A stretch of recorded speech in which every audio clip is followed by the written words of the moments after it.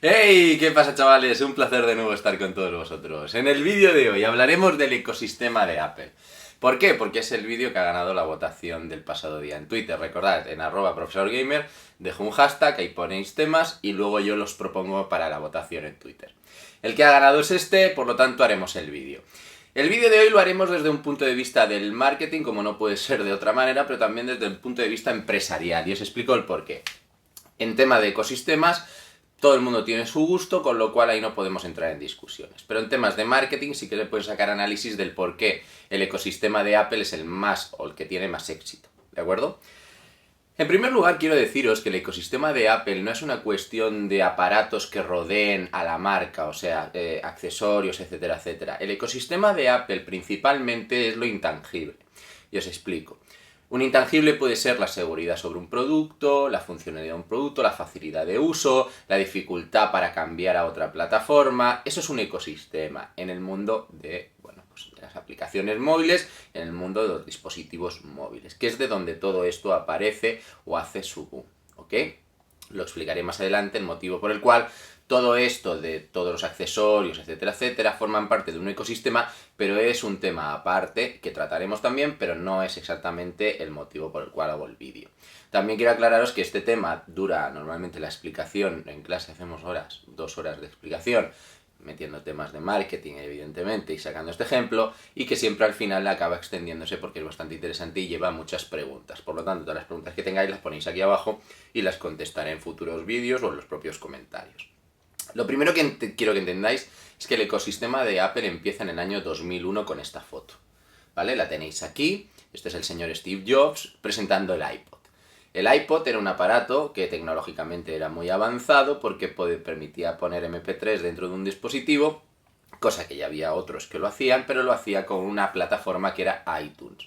Y iTunes, esa plataforma, se gestionaba con una cosa, que es la clave del ecosistema de Apple. Y quiero que lo tengáis muy claro. Os lo voy a enseñar. En este bolsillo tengo la clave del ecosistema de Apple. Es simplemente esto, la tarjeta de crédito.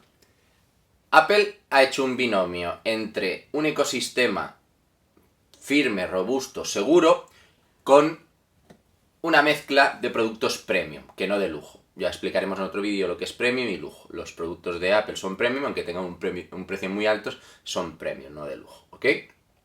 Esos productos premium en poca cantidad llegan a manos de unas personas, las cuales hacen un consumo con esos dispositivos. Yo os he traído una serie de datos, como os gusta que saque cosas desde el cojín, os enseñaré una serie de datos, aquí os dejaré unas gráficas ahora, en las cuales desde la aparición del iPod, las ventas de Apple se dispararon y las cuentas de iTunes también, ¿de acuerdo? ¿Por qué va todo esto junto de la mano? Muy sencillo, porque no es tanto el producto que vendes, sino como el servicio y los accesorios y las aplicaciones y las canciones que le vendes. Vale.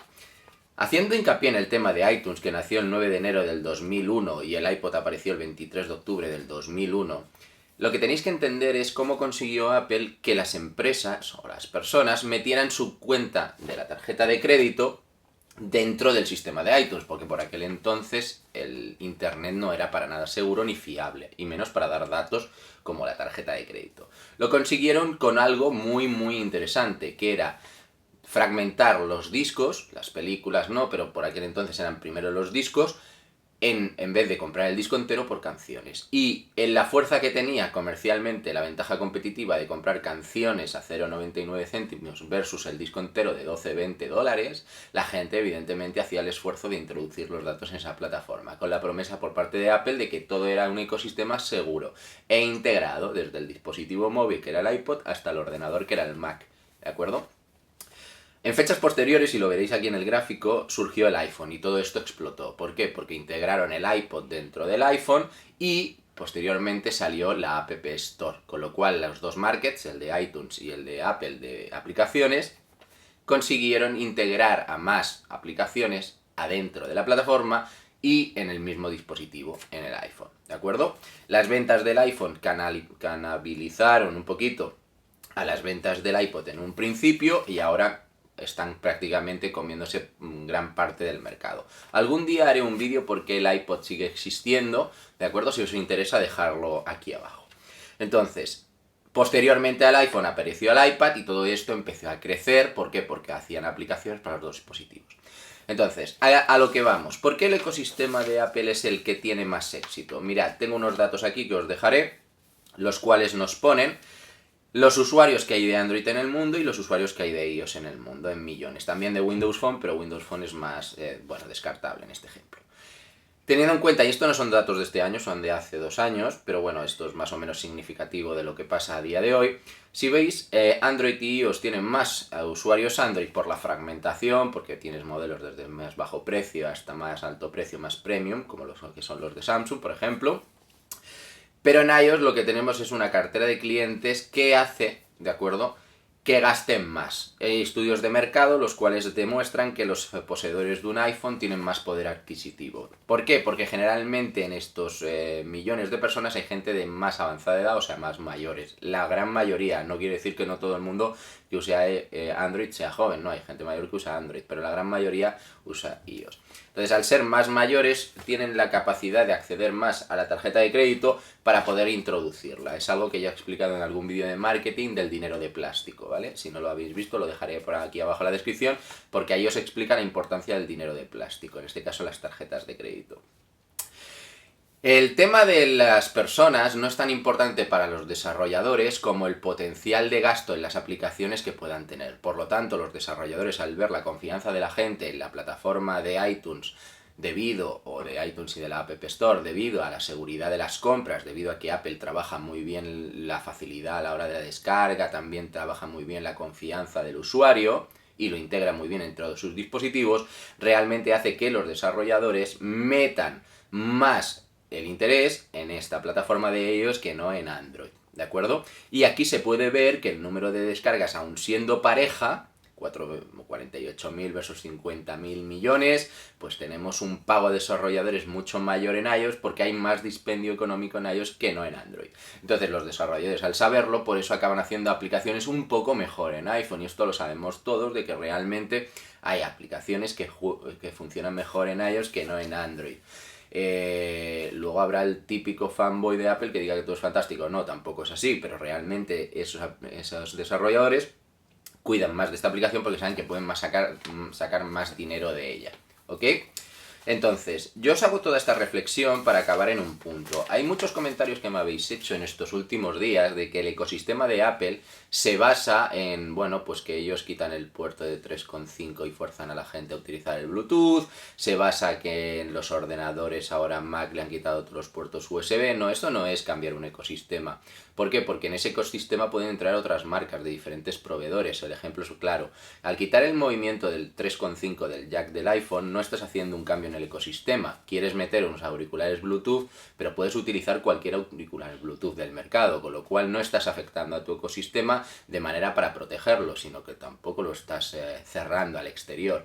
Eso no sería un movimiento de cara al ecosistema. Es un movimiento de marketing debido a que una empresa que presenta una innovación siempre parece que tiene más salida. Pero esta innovación del 3.5 no es nueva de Apple, hay otros dispositivos de Android que ya lo han hecho.